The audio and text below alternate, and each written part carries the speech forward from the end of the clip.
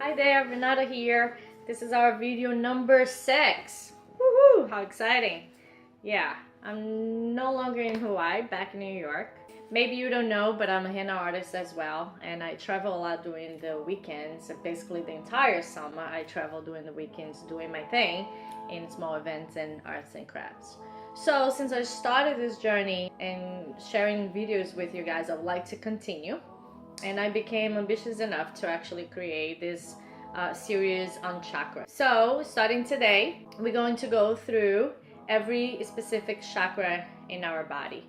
And for those who doesn't know what chakra is, it's a very complex system that stores energy into our spine, including the skull. Anything that happens in your life, any event, whether it's fortunate or unfortunate, it stays imprinted in your body. Your body remembers, even though maybe in your mind you think you're over it, your body remembers it. That's why sometimes when you do a very deep yoga practice, you feel emotion. You feel a sense of crying, or if you're a sense of excitement, or whatever it may be for you. It's because we open that space and we kind of release that sensation and emotion that perhaps has been stored there for a long time.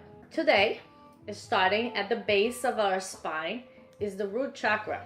Actually, behind me is a banner showing all the chakras and its color and its shapes and everything. So we're going to start right at the bottom here. The name is Muladhara. It's a Sanskrit name that translates to root chakra. Mula means root. Needless to say, root is the beginning of everything, right? Is where you and me came from. Base of the spine, the lower portion of our body. Maybe you have heard me or another teacher say engage with your Mula Bandha, and it's sort of where it is, that feeling of lifting the pelvic floor. I like to say is try to stop the feeling of urination flow. So that's where we engage with the area, and the Muladhara kind of resides around there. So that chakra has everything to do with survival, everything to do with your existence here, of your body, the earth, and how you relate to that. Color here, as you can see, is red, very dominant survival color, and it's about the contract that we have with our body. Is the calling and the need that we feel what it feels like to be in one's skin. So if there's trauma in the body, perhaps there's pain, and there's a need for us to feel what it feels like to have pain in the body and not disassociate with that. And in the other side of it, if there's pleasure, if we're experiencing pleasure, that we give it ourselves permission to feel pleasure in the body, right?